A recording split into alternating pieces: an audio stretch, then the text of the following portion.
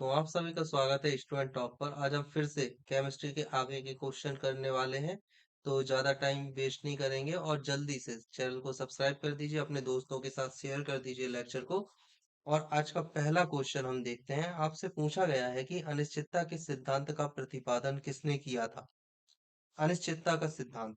देखिए, अनिश्चितता के सिद्धांत में ये कहा गया था कि कोई भी गतिमान कण है, अगर हम देखें किसी भी तरह का गतिमान कण, पहली कंडीशन है। सबसे पहला, एक गतिमान कण होना चाहिए। कोई भी गतिमान कण जो कि गति कर रहा है, इसका गतिमान कण में दो चीजें होती हैं। एक तो जब गति करेगा तो उसकी स्थिति निरंतर बदलेगी, ठीक है, स्थिति।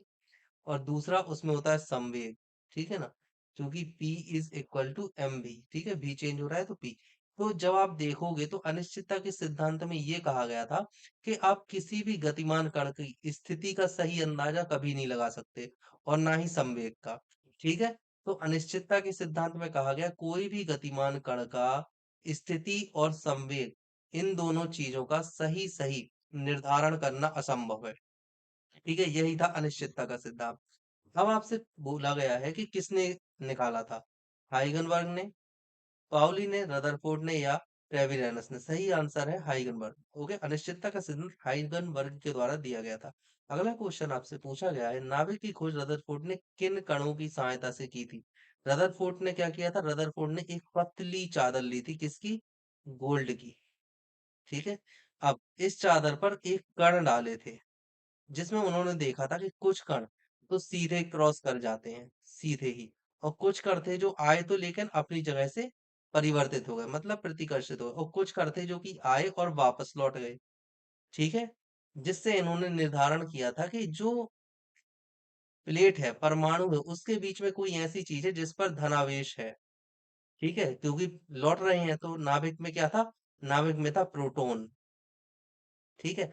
तो इधर से अगर धन आवेशित अगर धन आवेशित किसी चीज से कोई कण लौट रहे हैं तो ऑब्वियसली इस कण पर भी धन आवेश ही होगा। और धन आवेश किस पर होता है? अल्फा कण पर, क्योंकि धन धन एक दूसरे को क्या करेंगे?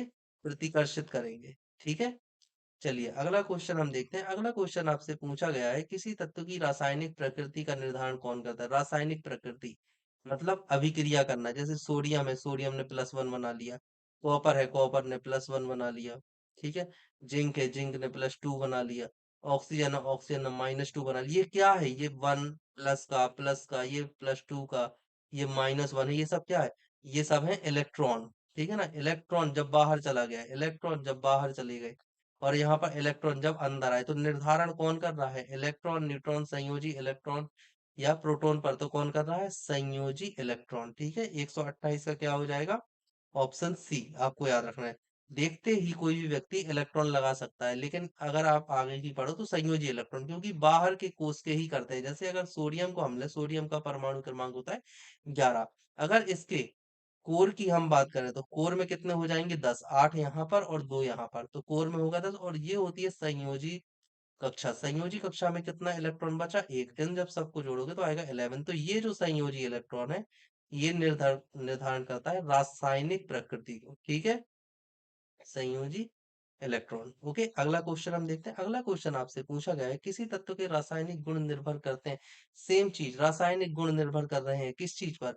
परमाणु संख्या पर, द्रव्यमान संख्या पर, परमाणु द्रव्यमान भार पर, या फिर परमाणु के भार पर। ये सभी एक ही ऑप्शन है, तो आंसर क्या हो जाएगा? द्रव्यमान संख्या। द्रव्यमान संख्या मतलब जितने प्रोटॉन होंगे उतने ही इलेक्ट्रॉन होंगे।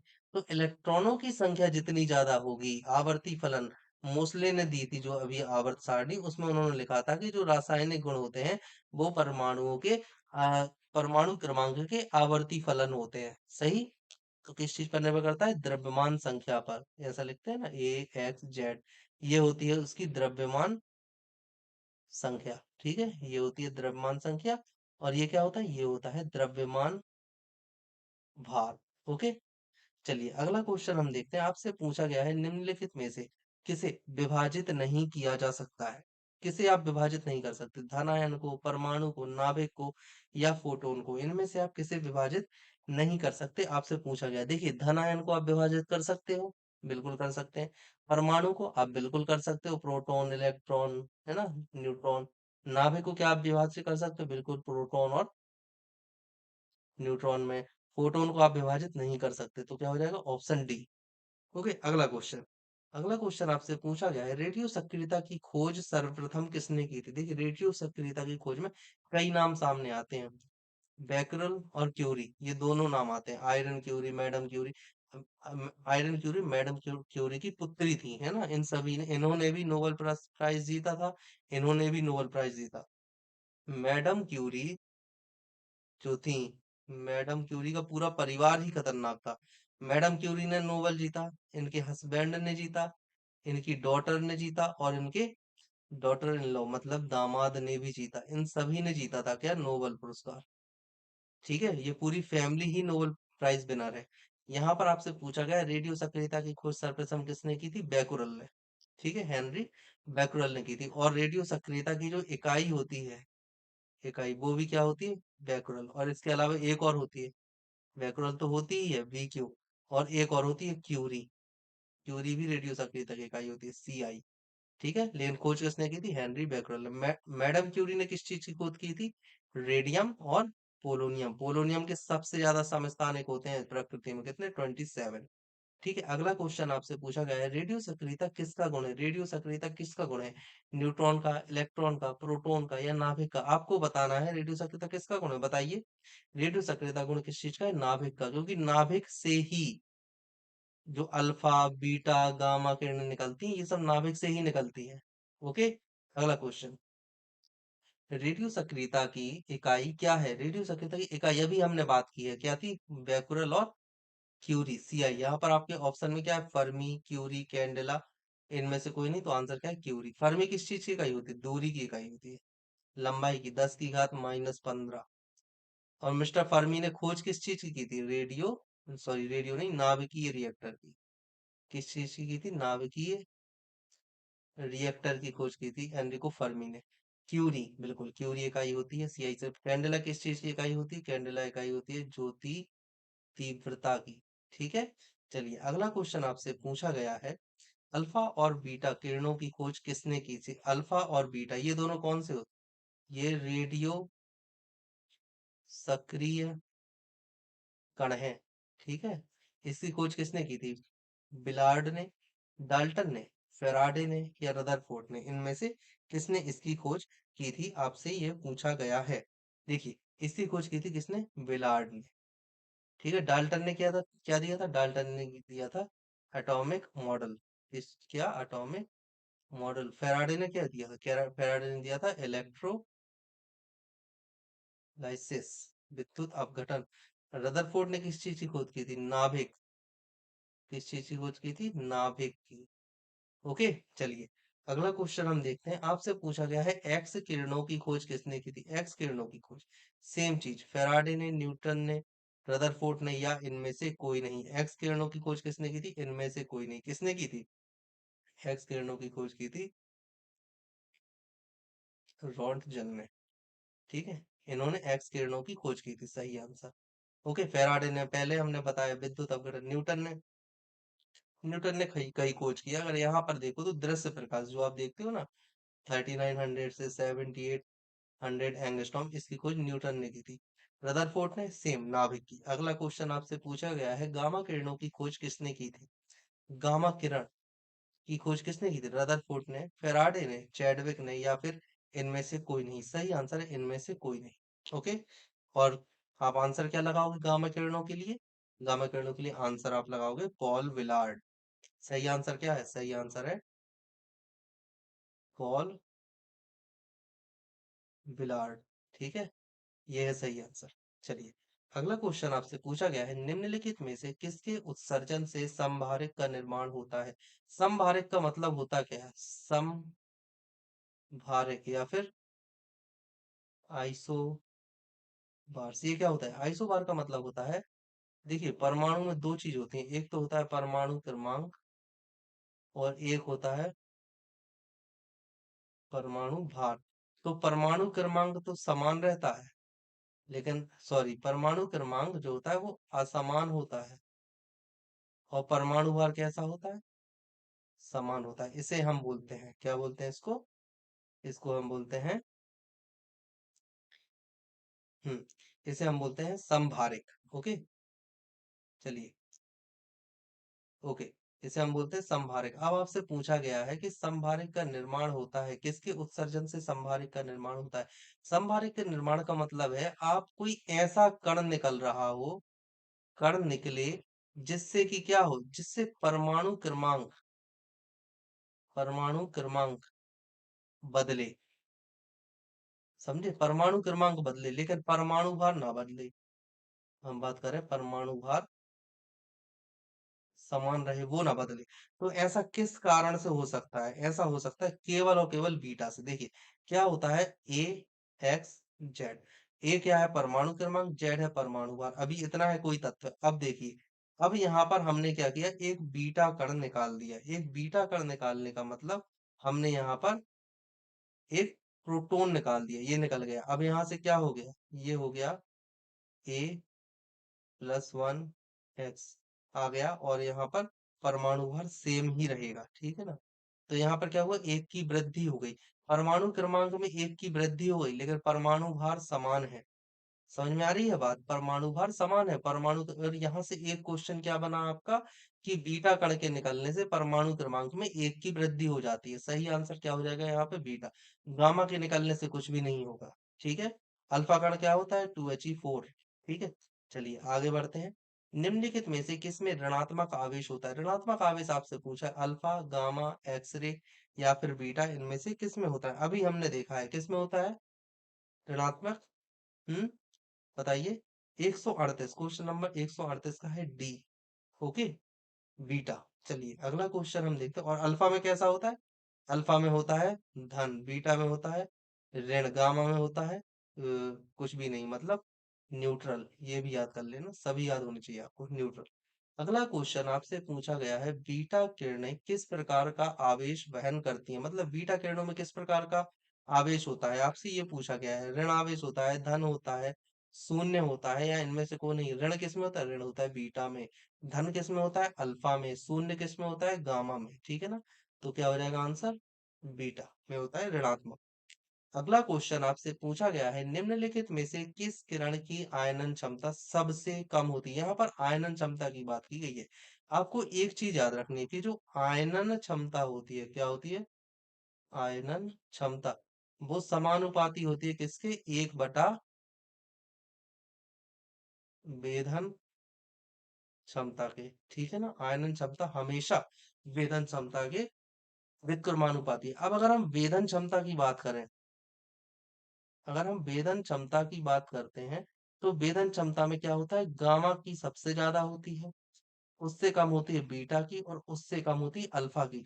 तो इसी को अगर हम सही माने तो आयनन क्षमता क्या हो जाएगी, आयनन क्षमता में अगर हम देखते हैं तो गामा की सबसे कम हो जाएगी, उससे कम, उससे ज्यादा बीटा की, और फिर हो जाएगी अल्फा की। तो यहाँ पर आपसे पूछा गया सबसे कम, तो कम किस में होगी?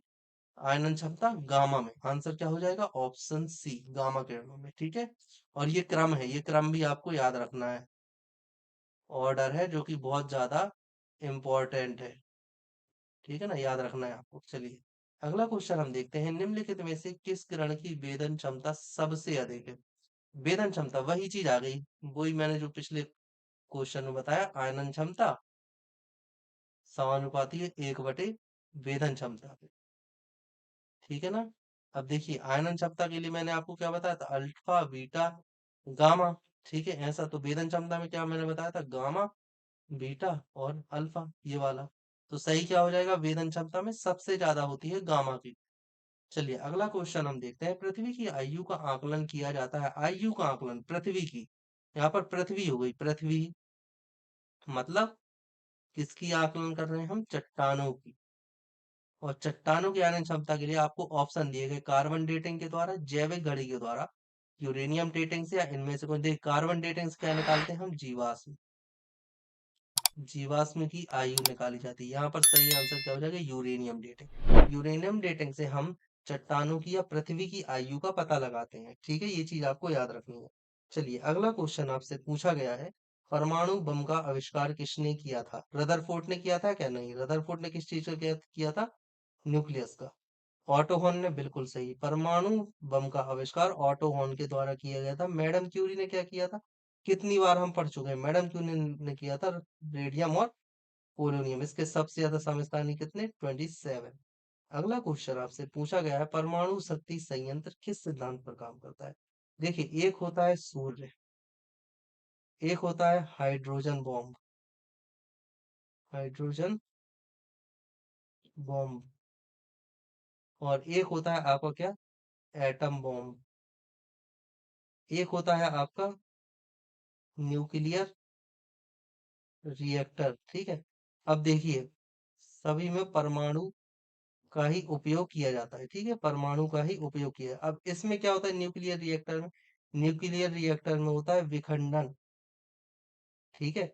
सूर्य में क्या होता है? सूर्य में होता है संलयन, नाभिकीय संलयन। हाइड्रोजन बॉम्ब में क्या होता है? नाभिकीय संलयन। और एटम बॉम्ब में क्या होता है? विखंडन। क्या होता है? विखंडन। ये चीज बहुत ज्यादा इंपॉर्टेंट है जो आपको याद रखनी है। ठीक है। तो यहाँ पर आपसे पूछा गया है परमाणु शक्ति संयंत्र मतलब न्यूक्लियर रिएक्टर की, तो क्या होगा? न्यूक्लियर रिएक्टर में विखंडन। ऑप्शन सी सही है। ओके, अगला क्वेश्चन हम देखते हैं, सूर्य से ऊर्जा उत्सर्जित होती है, सूर्य से किस प्रकार की ऊर्जा उत्पन्न होती है? हमने पिछले क्वेश्चन में देखा, क्या रासायनिक अभिक्रिया? नहीं। कोयला जलने से? नहीं, ऐसा बिल्कुल नहीं है। नाभिकीय विखंडन? नहीं। क्या है सही आंसर? नाभिकीय संलयन। सूर्य में और नाभिकीय रिएक्टर दोनों में ही नाभिकीय संलयन, सॉरी, सूर्य में और हाइड्रोजन बम में नाभिकीय संलयन की अभिक्रिया होती है। ये पिछले क्वेश्चन में हमने देखा है। ठीक है। चलिए आगे बढ़ते हैं। कार्बन डेटिंग निम्नलिखित में से किसकी आयु निर्धारण हेतु प्रयुक्त होता है? कार्बन डेटिंग हम ये भी देख चुके हैं, पौधे, चट्टान, जीवाश्म या ये सभी। तो हमने दो तरह की डेटिंग पढ़ी थी, एक पढ़ी थी क्या? कार्बन डेटिंग, डेटिंग, और एक पढ़ी थी यूरेनियम, यूरेनियम डेटिंग। ठीक है। कार्बन डेटिंग में हम किस चीज का उपयोग करते हैं? कार्बन के कई समस्थानिक होते हैं लेकिन हम करते हैं कार्बन 14 का उपयोग। और ये किस चीज के लिए होता है? ये होता है फोसिल मतलब जीवाश्म। ठीक है। और ये किस चीज के लिए होता है? चट्टानों की डेट निकालने के लिए, या फिर हम यूं कहें कि पृथ्वी। ठीक है, पृथ्वी का आयु का पता लगाने के लिए। तो यहाँ पर आपसे पूछा गया कार्बन डेटिंग, कार्बन डेटिंग मतलब जीवाश्म के लिए। ऑप्शन सी सही है। ठीक है। अगला क्वेश्चन आपसे पूछा गया है, हाइड्रोजन के समस्थानिकों की संख्या कितनी है? हाइड्रोजन के समस्थानिक आपसे पूछे गए हैं। देखिए, हाइड्रोजन के 5, 3, 2 और 1।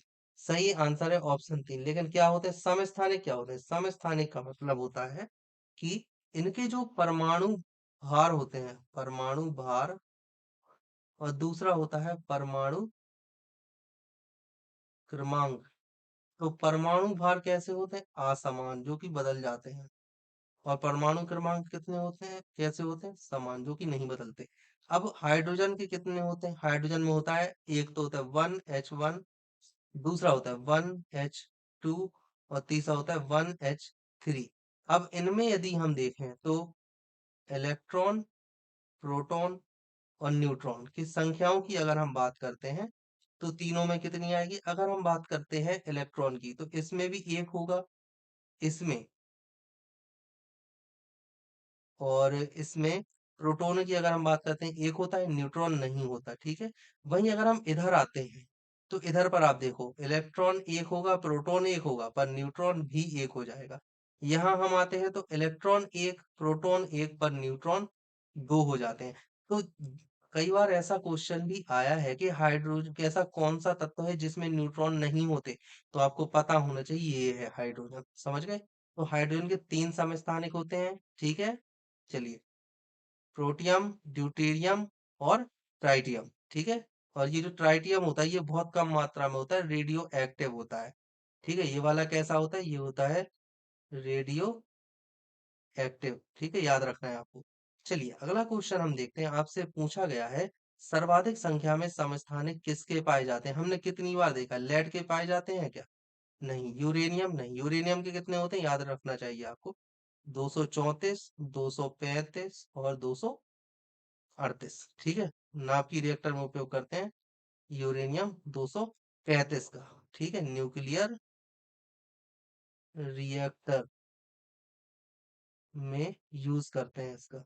ठीक है, चलिए। पोलोनियम, बिल्कुल सही, पोलोनियम, इसको पीओ से रिप्रेजेंट करते हैं और इससे कितने होते हैं, 27 समस्थानिक होते हैं।